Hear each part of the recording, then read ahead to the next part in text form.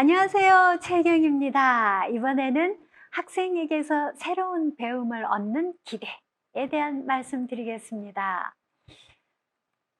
3학년 내 분수를 처음 배우게 됩니다. 교과서에 보면 분수는 이런 거다라고 나오고요. 성취 기준도 양의 등분할을 통해서 분수를 이해하는 거고, 이보다 작은 양을 나타내는 경우를 통해서 분수의 필요성을 인식하게 하고, 분수를 도입할 때 분모 분자를 사용한다라고 되어 있습니다. 제가 이 부분은요, 분모 분자의 역할 이해에 이제 중점을 둔 수업 부분 이야기입니다. 왜냐하면 이 분수를 배우고 난 다음부터 4학년에 분수의 연산을 시작하게 되는데, 드셈 뺄셈을 할 때 분모는 그대로 쓴다. 5학년 때 분모가 다르면 통분해서 더한다. 그리고 분수의 곱셈에서는 분모끼리 곱한다. 이런 등등이 있는데, 이때 분모와 분자의 역할을 이미 알고 있다면 이 연산을 이해하는 데 도움이 되거든요. 그래서 3학년 때 분모 분자를 도입할 때 역할 이해에 대해서 좀 설명을 하고 싶었습니다. 이해를 하게 하고 싶었거든요. 자, 그래서 분모 분자의 역할을 이해를 위한 준비를 위해 가지고 1보다 작은 양을 수로 나타내기 위하여서는 등분할을 통하여 만든 새로운 단위가 몇 번 반복되는지를 표현해야 한다라는 거를 이제 이해하게 하고 싶은 수업이었습니다.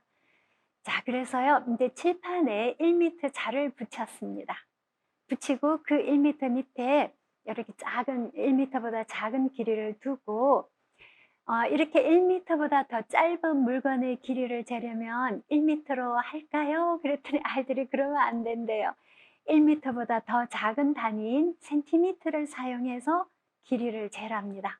자, 그럼 조금 더 확대해서 볼게요. 그러면 1cm는 어떤 거냐? 그러니까 이제 요만큼이라고 그랬죠. 그럼 1cm 길이는 얼마만큼이야? 그랬더니 뭐 여러 가지 나온 이야기를 정리한 것입니다. 1m를 100으로 등분을 한 것 중에 1의 길이를 나타내는 것이다. 그러면 1m가 있는데 우리는 C라고 쓰고 cm라고 읽는 거를 2학년 때 이미 배웠어요. 그래서 방금 여러분들이 말한 100으로 등분할 한 것 중에 1을 우리는 cm라고 한다. 그래서 1m 앞에 이렇게 넣어서 1cm라는 거는 이런 뜻이다.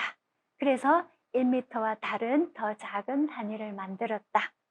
자, 그러면 방금 여러분들 여기 놔둔 이거는 센티미터로 얼마일까요? 그랬더니 15cm라고 그랬어요.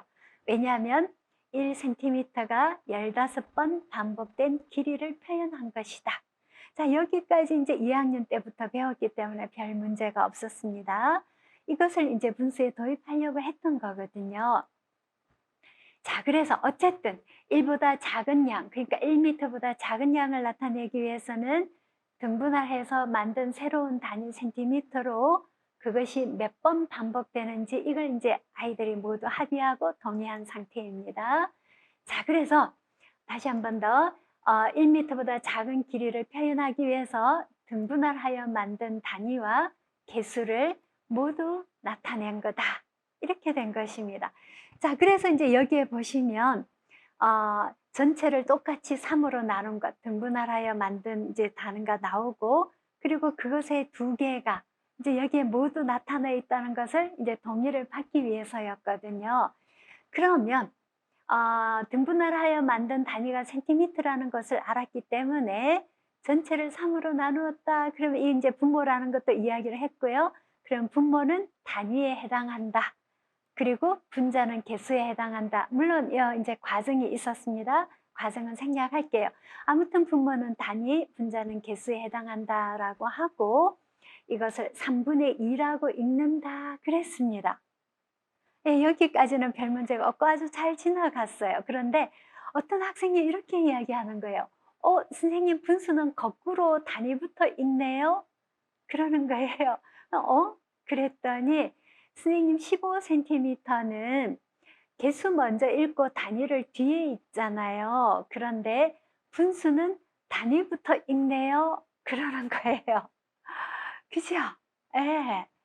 그러니까 선생님, 왜 분수는 단위부터 읽어요? 그러는 거예요. 그래서 우리나라 우리가 봐봐. 전체를 똑같이 3으로 나눈 것 중에 2. 그래서 이 어순 때문에 그런 거야. 그러니까 우리나라만 그래요.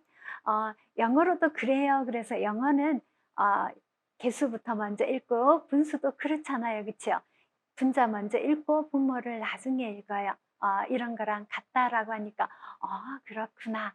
이런 대화를 오고 가면서 예, 분모의 역할, 분자의 역할에 대해서 더욱더 확실하게 알게 되었습니다. 그래서 이 시간을 통해서 제가 알게 하고자 했던 거는 분모, 분자의 역할을 이해하면서 연산에 도움을 주기 위해서였거든요. 이 친구는 분모가 단위에 해당한다는 것을 확실히 알았으니까 분수는 거꾸로 단위부터 읽네요 라는 말도 나오게 되었고요. 예, 그래서 수업에서 우리도 학생에게 새로운 배움을 얻는다는 것을 알기에 학생에게 기대하는 늘 담고 있으면 정말 이렇게 대단한 이야기들도 알 수가 있게 됩니다. 예, 학생과 함께하는 수업에서 우리도 새로운 배움을 얻는 것을 기대해 보시기 바랍니다. 감사합니다.